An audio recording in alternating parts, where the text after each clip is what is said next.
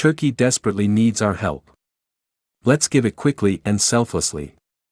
Before Monday's earthquake in Turkey, the country's worst temblor in recent memory was in 1999, an event that took the lives of 17,000 and left me with a tableau of horrific and heartbreaking memories. I had rushed there from Jerusalem, where I was then based as a post-foreign correspondent, and was immediately overwhelmed by scenes I will never forget, not least the calm, tireless, self-sacrificing help that Turks rendered to one another. An incongruous and equally indelible sight was an ultra-professional urban rescue squad from Fairfax County, the A-Team of American Disaster Response Specialists.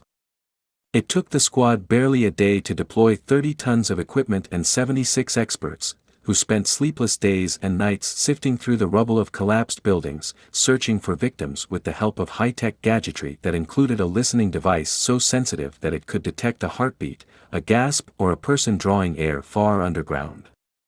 One afternoon, as hundreds of Turks looked on, brows furrowed, praying silently, the Fairfax team saved the life of a wiry, frightened 7-year-old boy who, having been asleep on the bottom half of a double bunk, was sealed under yards of wreckage when his apartment building collapsed.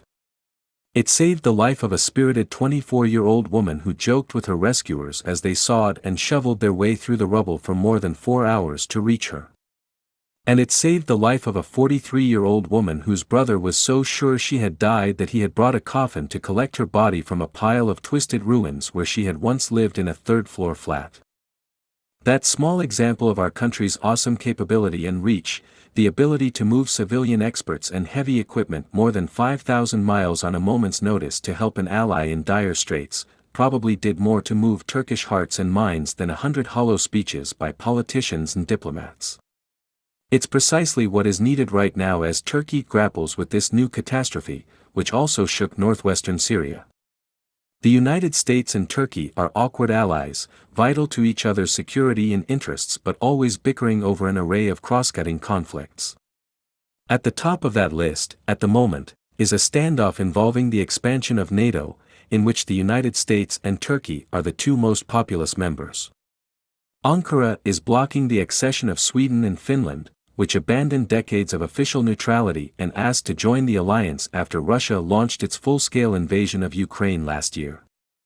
To help break the deadlock, President Biden has proposed that Congress accede to Turkey's request for billions of dollars in upgrades to its fleet of U.S.-made F-16 fighter jets, which lawmakers on Capitol Hill at the moment seem unlikely to approve. The F-16 impasse is one component in a thicket of conflicts between Turkey and its NATO allies. Ankara also insists that Stockholm extradite Kurds living in Sweden who are regarded as terrorists by Turkish President Recep Tayyip Erdogan. The Swedes have refused, citing the prerogatives of their independent judiciary. Diplomacy has so far failed to broker a deal. Where conventional diplomacy fails, humanitarian diplomacy might chip away at the ice. NATO Secretary-General Jens Stoltenberg wasted no time on Monday in announcing that members of the alliance were gearing up to help Turkey recover, and he pledged full solidarity with our ally Turkey in the aftermath of this terrible earthquake. And amid news that Israel was preparing to send rescue teams and medical help to Turkey, Prime Minister Benjamin Netanyahu said he had also received a request for assistance from Syria, Israel's sworn enemy, through diplomatic channels. I have authorized that, he said. The Israeli leader's decision will not produce a rapprochement with the regime of Bashar al-Assad, but it will likely register as a deposit of goodwill and might yield future returns.